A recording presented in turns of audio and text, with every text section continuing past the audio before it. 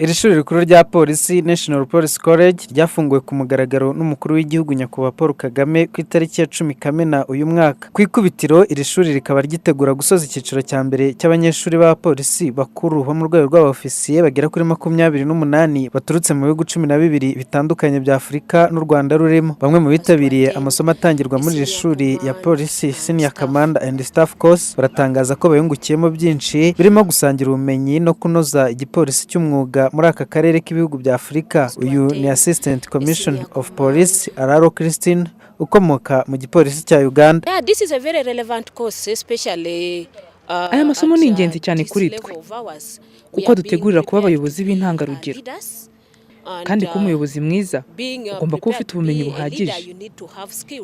Ibi rero biratwubaka cyane mu kubaka ubushobozi bwacu.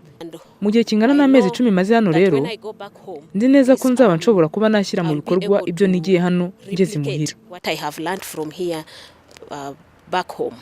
Umuyobozi wungirije muri iki kigo akaba n'umuhuzabikorwa wa za gahunda zikorerwa muri iri shuri Chief Superintendent Celestin Twahirwa avuga ko uretse kuba abarangije muri iri shuri bagerageza gusangira ubumenyi mu kubaka igipolisi cy'umwuga, harimo no kwiga gukumira no kurwanya ibyaha byambukiranya imipaka. Kubera ko ubu ngubu isi isa nkaho yafungutse, ibyaha kuri umupaka biroroshye. Biga rero n'uburyo bwo gukurikirana ibyaha byose ndengamupaka, uburyo byakurikiranwa, uburyo byakumirwa, uburyo twafatanya nka polisi z'ibihugu bitandukanye. Ibi byose rero icyo bigamije no kuvuga ngo usibye no gucunga umutekano mu gihugu cyacu, usibye gukumira no kurwanya ibyaha mu gihugu cyacu, tugomba no kumenya ukuntu twakumira n'ibiva hanze, ndetse no ukuntu twafatanya n'izindi polisi gukumira n'ibiva mu gihugu cyacu by'ahandi.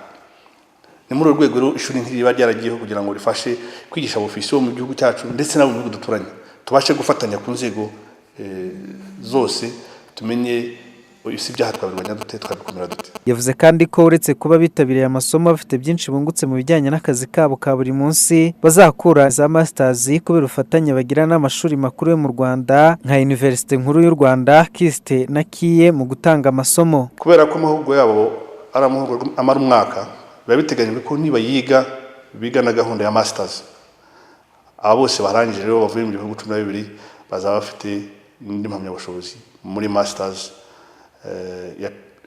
yigishwa na University Butare. Iyo masters program yitwa Peace Studies and Conflict Transformation. Gahunda y'iri shuri akaba ari gahunda ihoraho ya buri mwaka cyane mu bijyanye no guhugura abapolisi bakuru baturutse hirya no hino muri Afurika n'ahandi, dore ko icyiciro cya kabiri bitaganijwe ko kizatangira muri Nzeri. Iri shuri kandi rikaba rikomeje no kwagura imbago, ibi bikazatanga umusaruro utubutse muri aka karere, haba ku bumenyi butangirwamo ndetse no gutanga akazi ku baturage batuye mu nkengero z'iri shuri.